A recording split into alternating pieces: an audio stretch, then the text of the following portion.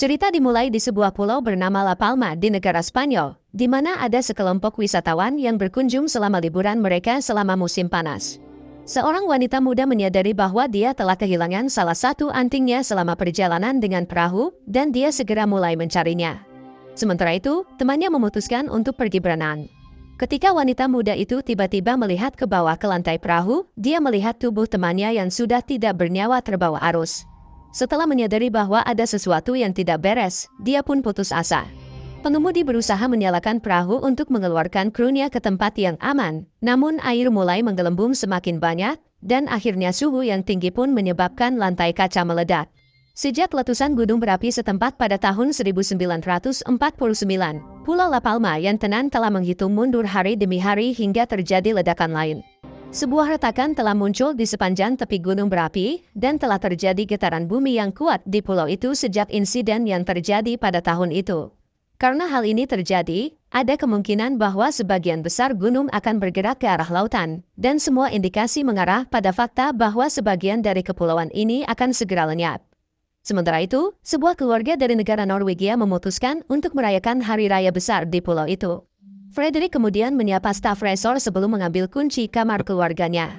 Setelah menikmati pemandangan yang menakjubkan dari balkon tempat mereka menginap, keluarga itu bersiap-siap untuk pergi ke pantai.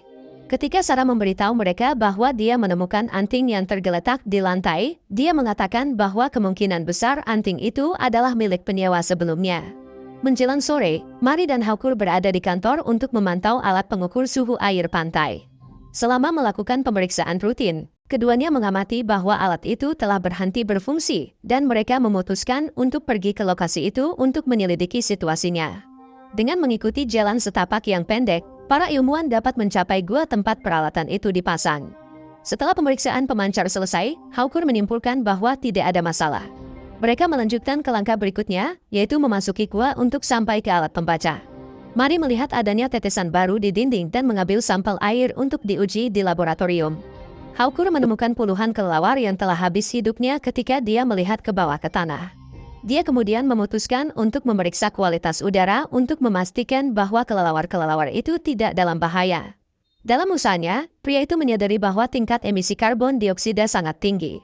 Meskipun tingkat ini belum menjadi ancaman bagi manusia, dia berpendapat bahwa inilah faktor yang menyebabkan kelelawar-kelelawar itu habis hidupnya. Dengan penuh kehati-hatian, para peneliti melanjutkan perjalanan mereka dan menemukan alat pembaca yang rusak dan perangkat yang tidak berfungsi.